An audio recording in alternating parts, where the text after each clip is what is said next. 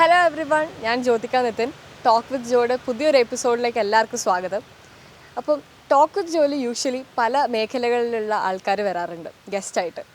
Singer വന്നിട്ടുണ്ട്, ഒരു author വന്നിട്ടുണ്ട്, മജീഷ്യൻ വന്നിട്ടുണ്ട്, ഡാൻസർ വന്നിട്ടുണ്ട്. അപ്പോൾ ഇന്ന് നമുക്ക് അതുപോലെ ഒരു സ്പെഷ്യൽ ഗസ്റ്റാണ് വന്നിരിക്കുന്നത്. ആൻഡ് ഈ ഒരു ഗസ്റ്റ് മെഡിക്കൽ ഫീൽഡിൽ നിന്നാണ്.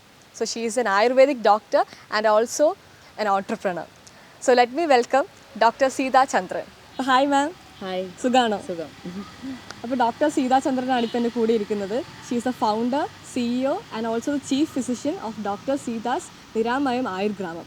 അപ്പം മാം 2010 ഈ ഒരു ക്ലിനിക്ക് തുടങ്ങിയിരിക്കുന്നത്. അപ്പോൾ അന്ന് തൊട്ട് ഇന്ന് വരെയുള്ള മാമിൻ്റെ ആ ഒരു എക്സ്പീരിയൻസ് എങ്ങനെയുണ്ടായിരുന്നു ഈ ഒരു വെഞ്ചർ തുടങ്ങിയിട്ട്? ഓക്കെ, 2010 ഇത് തുടങ്ങുമ്പോൾ ഒരു ചെറിയ യൂണിറ്റ് ആയിട്ടാണ് തുടങ്ങിയത്. ഒരു സിംഗിൾ സ്റ്റാഫിനെ വെച്ചിട്ടാണ് നമ്മളിത് സ്റ്റാർട്ട് ചെയ്തത്. അപ്പോൾ അതിനിടയ്ക്ക് ഞാൻ കുറേ ബ്രേക്ക് എടുക്കുകയും ഒക്കെ ചെയ്തിരുന്നു. പിന്നെ അതിലേക്ക് തന്നെ ഞാൻ ഫോക്കസ്ഡായി തുടങ്ങി ഒരു 5-6 വർഷങ്ങൾക്ക് മുന്നേ. പിന്നെ ടോട്ടലി ഞാൻ അതിലേക്ക് തന്നെ ശ്രദ്ധിക്കാൻ തുടങ്ങിയപ്പോൾ അതിനെ കുറച്ചും കൂടെ ഒന്ന് ഡെവലപ്പ് ചെയ്തെടുക്കണം എന്ന് തോന്നി.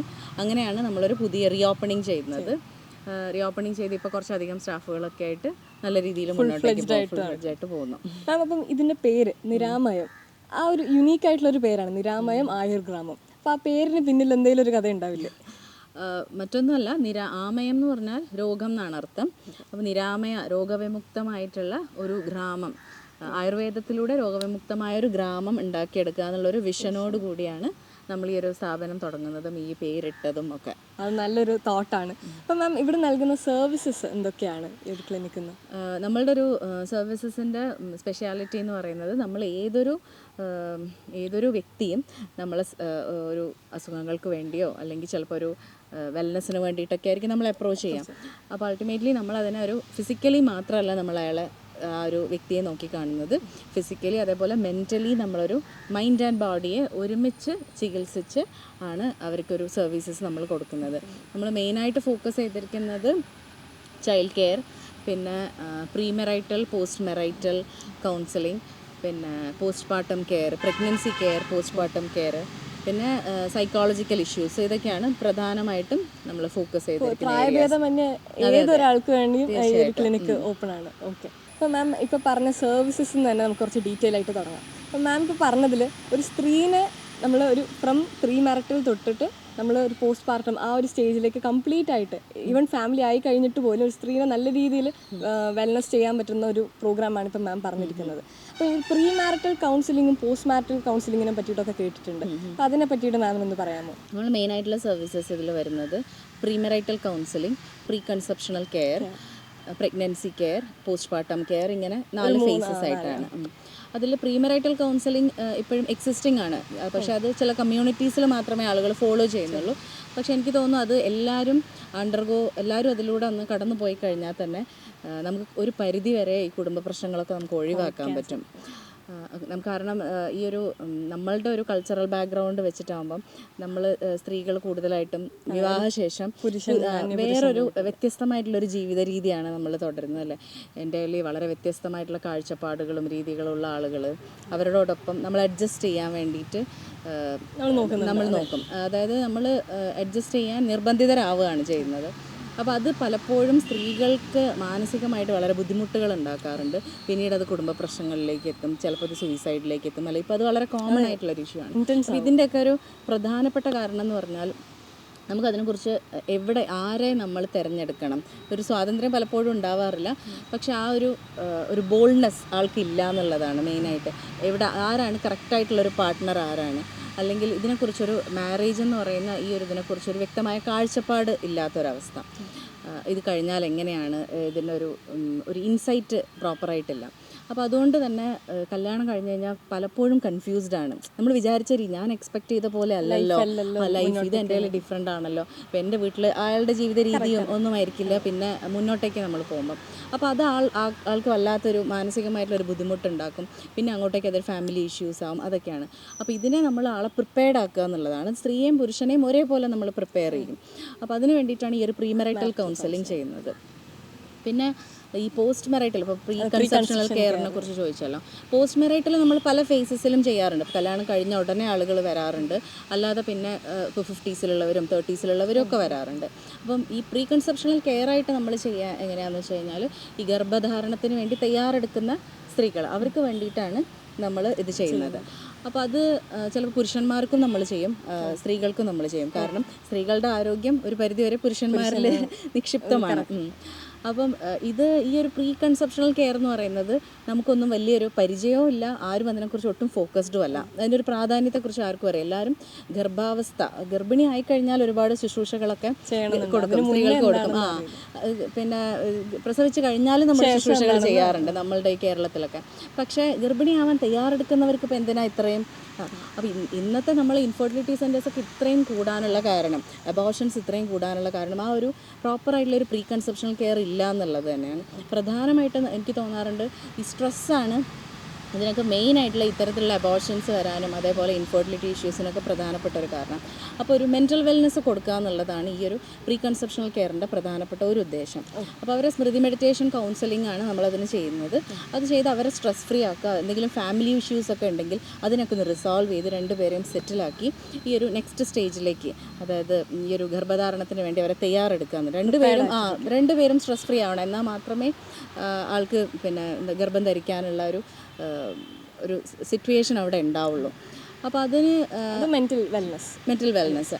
പിന്നെ രണ്ടാമതായിട്ട് അവർക്ക് എന്തെങ്കിലും ഫിസിക്കൽ ഇഷ്യൂസ് ഉണ്ടെങ്കിൽ അതിനെ നമ്മൾ അഡ്രസ്സ് ചെയ്യും.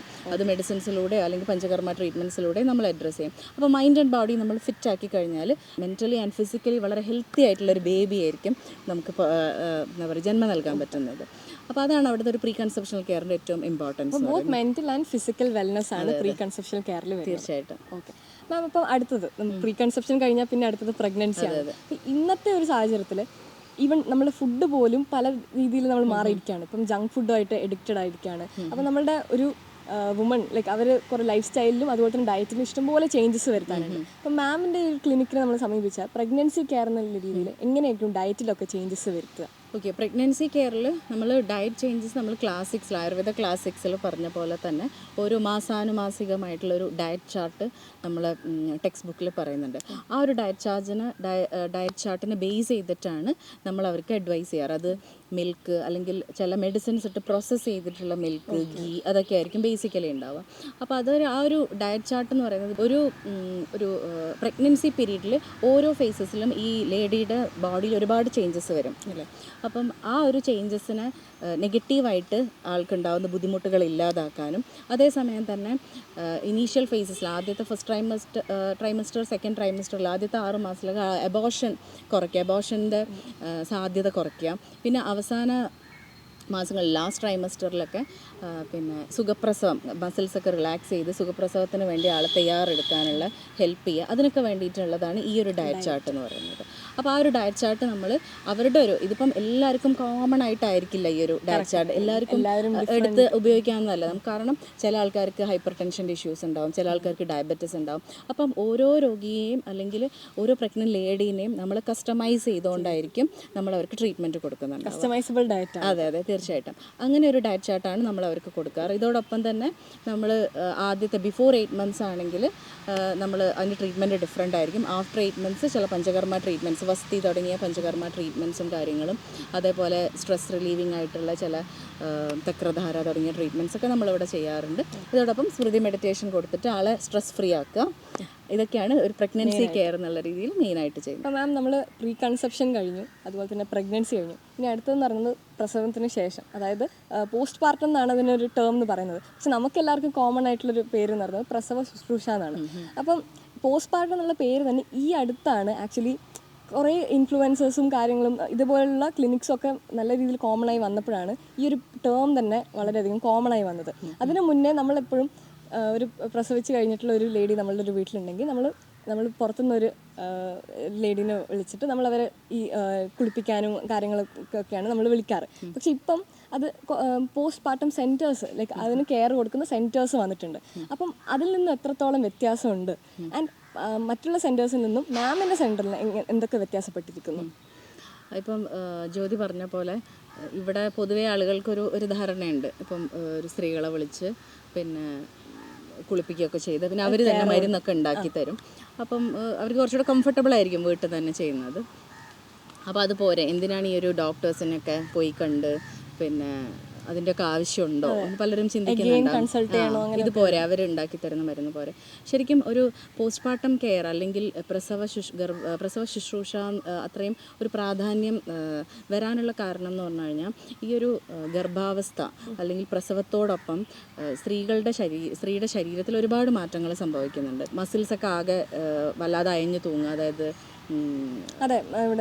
ഗർഭപാത്രത്തിൻ്റെയും അതേപോലെ മൂത്രസഞ്ചിയുടെ ഒക്കെ അയഞ്ഞു തൂങ്ങുക, പിന്നെ രക്തം കട്ടപിടിക്കാനുള്ള സാധ്യത വളരെ കൂടുതലായിരിക്കും. അതുകൊണ്ട് തന്നെ യൂട്രസിൻ്റെ പ്രൊലാപ്സ്, അതേപോലെ ബ്ലാഡർ പ്രൊലാപ്സ്, വെരിക്കോസിറ്റി, ഇങ്ങനെ ഒരുപാട് ഇഷ്യൂസ്, പിന്നെ വളരെ ഫേറ്റലായിട്ടുള്ള പ്രശ്നങ്ങളൊക്കെ വരും. രക്തം കട്ട പിടിച്ചിട്ട് ബ്രെയിനിൽ പോയി അങ്ങനെ ഡെത്താവുന്ന സിറ്റുവേഷൻസൊക്കെ ഉണ്ട്. ചെറിയ ചെറിയ രീതിയിൽ വളരെ കോമൺ ആയിട്ട് നമ്മൾ കാണുന്നതാണ്. പിന്നെ പുറം വേദന, പിന്നെ പൈൽസിൻ്റെ പ്രശ്നം, ഇതൊക്കെ പ്രസവത്തിന് ശേഷമാണ് കൂടുതൽ. അതേപോലെ തന്നെ മാനസികമായിട്ടുള്ള ബുദ്ധിമുട്ടുകളും പലരും പറയാറുണ്ട്. അതിന് ശേഷമാണ് എനിക്കിങ്ങനെ, അന്നാണ് ആദ്യമായിട്ട് ഡിപ്രഷൻ വന്നത്, അതൊക്കെ പിന്നെ അതിനുശേഷം പിന്നെ ഇപ്പം എനിക്ക് വന്നു. അപ്പം ഇതൊക്കെ ഇങ്ങനെ ഒരുപാട് പ്രശ്നങ്ങൾ അവർ ഭാവിയിൽ ഫേസ് ചെയ്യാൻ സാധ്യതയുണ്ട്. അപ്പോൾ ഇത്തരത്തിലുള്ള പ്രശ്നങ്ങളെ ഇല്ലാതാക്കാൻ വേണ്ടിയിട്ടാണ് നമ്മൾ അവരുടെ ആരോഗ്യം പഴയ രീതിയിലേക്ക് അവരെ ഫിറ്റ്നസ് കൊണ്ടുവരിക. പിന്നെ വേറെ മെയിനായിട്ടുള്ള ഒരു പ്രശ്നം എന്ന് പറയുന്നത് പിന്നെ സെക്ഷുവൽ സാറ്റിസ്ഫാക്ഷൻ. അത് പലപ്പോഴും പുരുഷന്മാർ പറയുന്നത് ആഫ്റ്റർ ഡെലിവറി കഴിഞ്ഞ് കഴിഞ്ഞാൽ അതുപോലെ ബുദ്ധിമുട്ടുണ്ട്, പഴയ പോലെ ആവുന്നില്ല, അങ്ങനെ പല പ്രശ്നങ്ങളും പറയാറുണ്ട്.